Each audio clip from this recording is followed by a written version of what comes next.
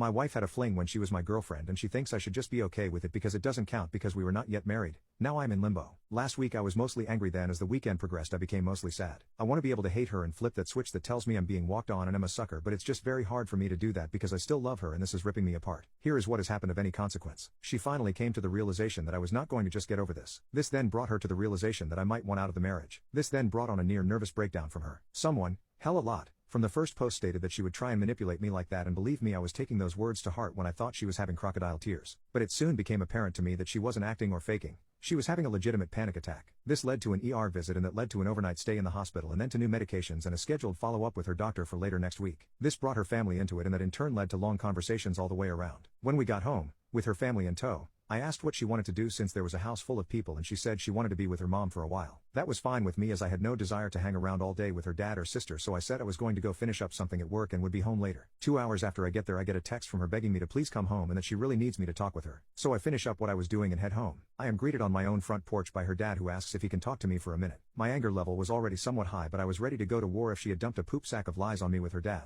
I mean, it's not like he and I are best friends and poop, but I've never had a bad moment with him, so I really wasn't going to be happy about being the bastard who broke his baby's heart. We sat on our deck chairs and he effing floored me with his opening salvo. I was expecting to hear anything but what he said. He said that she told them what had happened and that he wanted to apologize to me because he said that he felt like he did a really crappy job as a parent and that this mindset that she had was really a creation of her mother's, and that while he loved both of them he said they were wrong, and he had told his wife years ago that telling the girls that whatever happens before marriage doesn't count was a horrible idea and value system to install in them. He then said that he wasn't there to stand up for what his daughter did, but he just wanted me to be aware that what she was saying and how she was acting was simply because she honestly believed that being married was an entirely different life and that they, mom and dad, had romanticized marriage to the point that she wasn't understanding real life. Basically, he was kind of throwing his wife under the bus, but again, this is not what I was expecting at all. We shook hands and he said that no matter what I decided he still thought very highly of me, which honestly made me feel really good for that moment. I then went inside and my wife is curled up in a ball on her mom's lap and you can tell she has been crying the entire time I've been gone. Mom gets up and comes and hugs me and tells me she is sorry and that she loves me and she is praying that we can work this out. My wife is laid out on the couch at this point. Her mom and dad leave and she sits there looking at me and crying. Okay.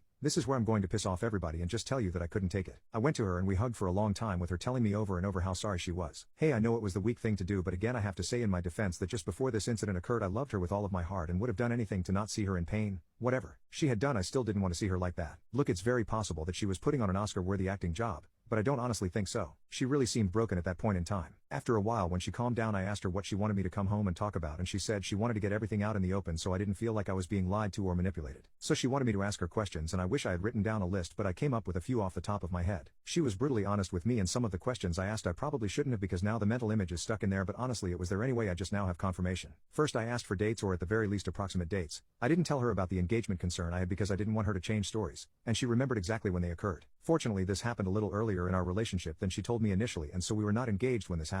I can't tell you what a relief that was because I became physically ill when I thought about that when someone said it in my last post. Second, I asked how many times. She went overboard with this because instead of just telling me how many different dates, she decided to tell me how many times there was penetration. She wasn't doing it to be mean, she honestly thought that is what I wanted to know. This part of the conversation did not help me any at all and in fact almost broke me down. In truth, it wasn't that often, and in fact there were really only 3 different days it happened on, but there were several times during those 3 days. Then came the hard part. Why did she do it? Okay, again, I'm not the most manly of men and I am ashamed to admit this, but I couldn't get this out without starting to cry. I asked why wasn't I good enough? Why him? Why did she not just leave me? It was her turn to hold me because at this point everything came rushing at me. Her telling me having to watch them laugh with each other, her now telling me how many times they did it and where they did it. She talked during this, but to this moment I have no idea what she said. I was too upset and honestly nothing she was going to say was going to make a bit of difference anyway. But after I composed myself I simply told her that the betrayal was horrible, but honestly, her response to me when I found out was just as bad if not worse. She agreed with me and she apologized for calling me immature. She said that she honestly believed that it wouldn't matter to me now because we were married. When she said this my blood started to boil again.